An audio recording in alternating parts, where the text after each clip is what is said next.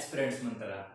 जैसा कि फ्रेंड्स हम लोगों ने आपसे वादा किया था कि हम नेक्स्ट क्लास लेके आएंगे जिसमें आपको 0 और 90 डिग्री के डिफरेंट ट्रिग्नोमेट्रीज वैल्यूज को एक्सप्लेन करेंगे विदाउट लर्निंग द टेबल। तो चलिए आज स्टार्ट करते हैं अपनी क्लास। सबसे पहले आज के टॉपिक को अंडरस्टैंड करने के लिए आपको एक छोटा सा काम करना है।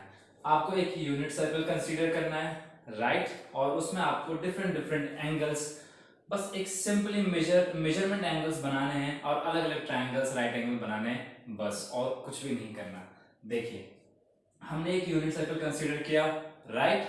उसमें हमने एक ट्रायंगल कंसीडर किया जिसमें थीटा की वैल्यू हमारी 30 डिग्री, फिर हमने एक ट्रायंगल कंसीडर किया जिसमें थीटा की वैल्यू 45 और एक ट्रायंगल कंसीडर किया जिसमें थीटा की वैल्यू 60। और फर्दर जब ये थीटा इंक्रीज होता गया तो ये कहीं ना कहीं इस लेग पे आ गया 90 डिग्री के अलावा। चलिए तो देखते हैं कि इससे हम अपनी वैल्यूज कैसे निकाल सकते हैं। पहला point, if theta increases then the value of adjacent base decreases. ठीक है सर, इसका मतलब क्या है, एक्सप्लेन करिए। बिल्कुल एस्पिरेंट्स करेंगे। देखिए, इफ थीटा इंक्रीजेस यानी कि अगर थीटा की वैल्यू इंक्रीज हो रही है, यानी कि क्या हो रहा है, अगर मैं बोलूं कि थीटा की वैल्यू जो है वो पहले 30 डिग्री थी, फिर 45, फिर 60, फिर 90, यानी कि आप देख सकते हो कि अगर मेरा आर्म ऐसे था पहले, अब ऐसे गया, फिर ऐसे गया, फिर ऐसे गया, एक पॉइंट ऐसा आएगा जब मेरा आर्म पूरा स्ट्रेट हो जाएगा, when theta will become 90 degree, right? So कहीं ना कहीं क्या होगा, ये वाली जो डिस्टेंस है वो भी कम होती जाएगी क्योंकि ये साइड इधर की तरफ शिफ्ट हो रही है ना? ये हम किधर की तरफ शिफ्ट हो रहे हैं, हम इधर से उधर की तरफ जा रहे हैं, यानी कि एंटी क्लॉकवाइज डायरेक्शन जा रहे हैं, करेक्ट?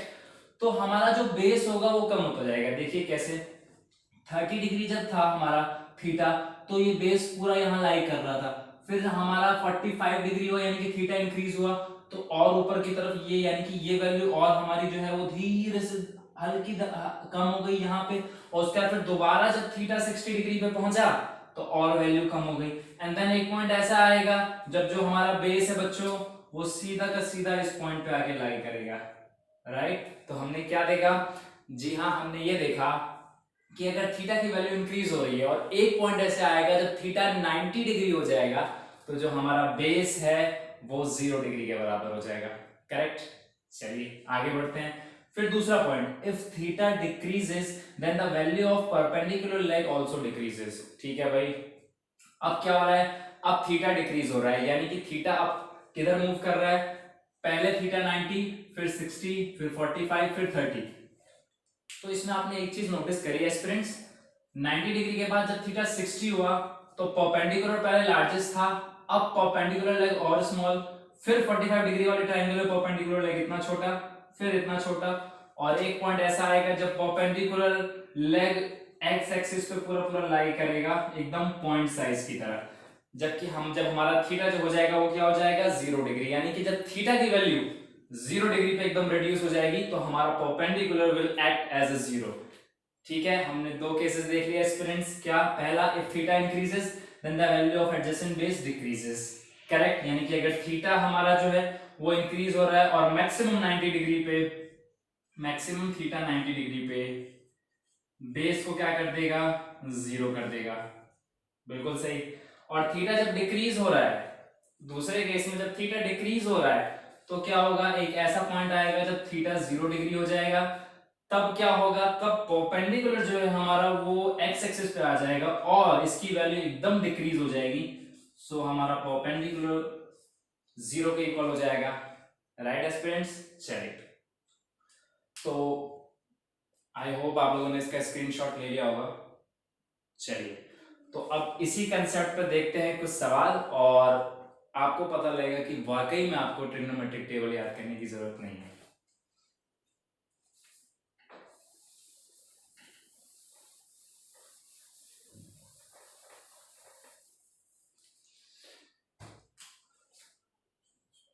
साइन 90, अगर मैं साइन 90 की बात करता हूं एस्पिरेंट्स, तो हमको पता है साइन 90 होता है परपेंडिकुलर अपॉन हाइपोटेन्यूज, राइट? हमने उस दिन फॉर्मूला याद किया था और हमने नॉर्मली भी इसको वैल्यू निकाली थी कि साइन थीटा जो होता है हमारा वो हमेशा वाई एक्सिस के अलोंग आता है, यानी कि परपेंडिकुलर लेग के अलोंग आता है, परपेंडिकुलर आर्म, यानी कि परपेंडिकुलर और अपॉन आपका हाइपोटेन्यूज, राइट?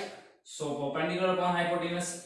नाउ अब थीटा की वैल्यू क्या हो रही है, इंक्रीज हो रही है, देखो ध्यान से।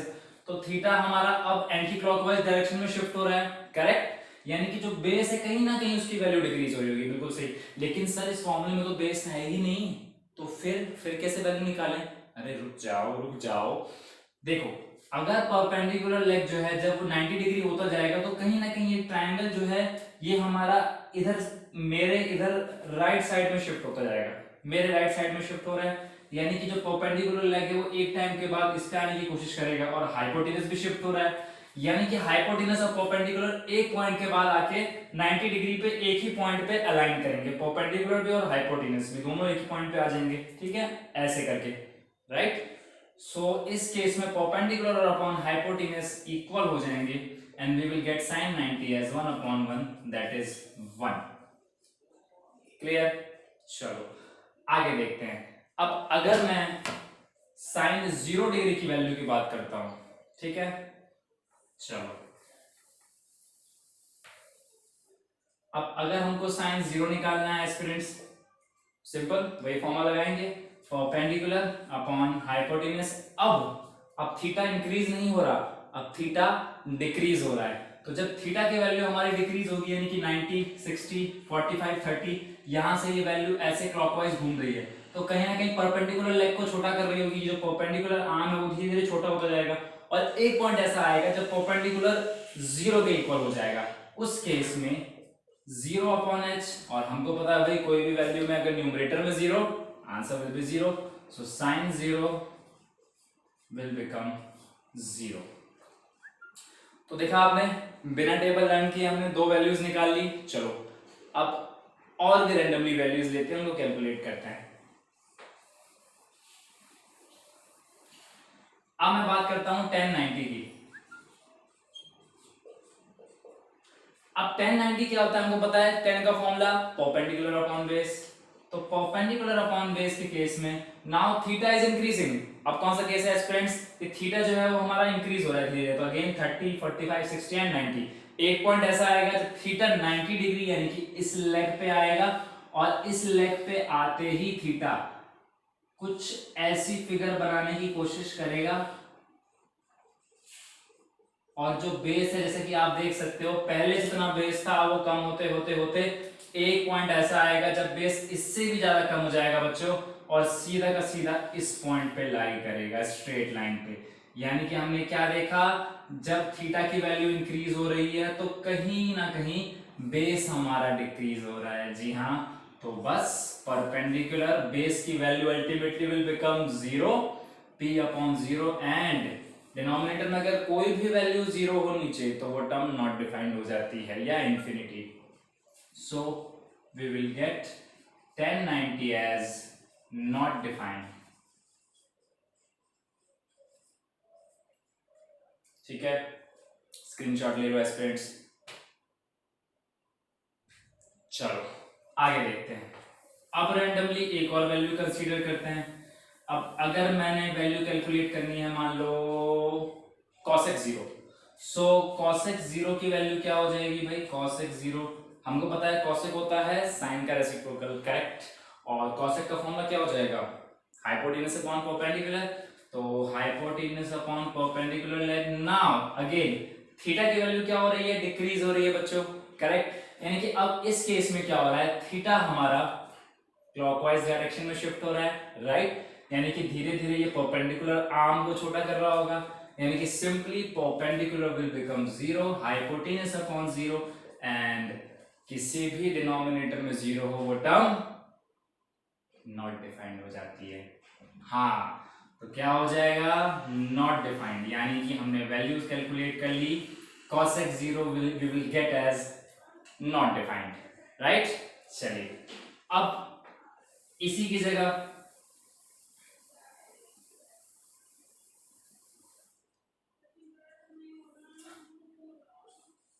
अगर cosec 90 डिग्री निकालना हो फिर क्या होगा एस्पिरेंट्स, तो cosec 90 के केस में अगेन फॉर्मूला क्या हो जाएगा, हाइपोटेनस अपॉन परपेंडिकुलर, राइट, क्योंकि साइन का रेसिप्रोकल होता है cosec।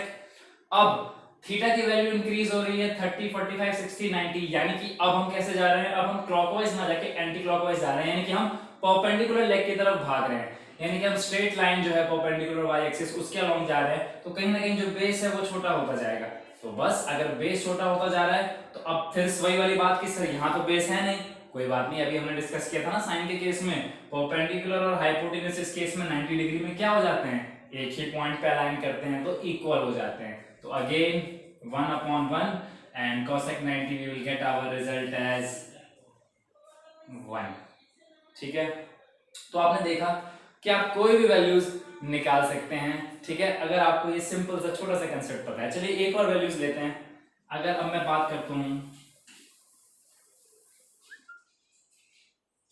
cos 0 की, अब अगर हम cos 0 की वैल्यू निकालते हैं, हमको पता है cos क्या होता है, cos होता है हमारा बेस अपॉन हाइपोटेनियस, क्योंकि साइन होता है perpendicular upon hypotenuse aspirants, correct. तो अब बेस अपॉन हाइपोटेनियस में सिंपली क्या करना है, आपको अपना कंसेप्ट लगाना है, थीटा देखना है, थीटा की value 0 degree, it means theta is decreasing. जी हाँ, तो थीटा की वैल्यू जैसे धीरे धीरे धीरे धीरे डिक्रीज होगी, यानी कि अब हम दोबारा से इधर की तरफ आ रहे हैं ऐसे करके, यानी कि थीटा डिक्रीज होता जाएगा, परपेंडिकुलर आर्म छोटा होता जाएगा, और यहाँ पे तो अब परपेंडिकुलर तुम्हारा है ही नहीं, राइट। अब फिर से वही बात कि सर इस वाले में भी परपेंडिकुलर नहीं है, तो कोई बात नहीं भाई, देखते हैं ना क्या हो जाएगा। एक पॉइंट ऐसा आएगा जब हाइपोटेनस पूरा इस पे आ जाएगा, राइट। यानी कि अगर हाइपोटेनस बच्चों लॉन्गेस्ट आर्म होती है तो ये कहीं ना कहीं 0 डिग्री पे आ रही है, तो ये पूरी की पूरी बेस पे लाई करेगी, राइट। और अगर ये बेस पे लाई करेगी तो क्या इस केस में बेस और हाइपोटेनस इक्वल नहीं हो जाएंगे, बिल्कुल। तो यानी कि बेस और हाइपोटेनस विल बिकम इक्वल, और इसकी भी वैल्यू हो जाएगी 1/1 and we will get our result as 1। तो cos 0 की वैल्यू हो जाएगी 1। ठीक है, स्क्रीनशॉट ले लीजिए आप लोग। चलिए अब cos 90 भी देख लो।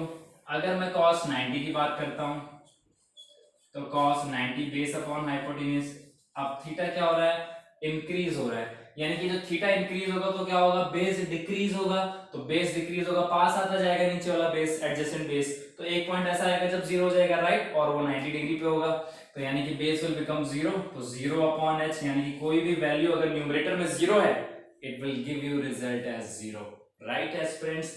सो cos 90 will become 0।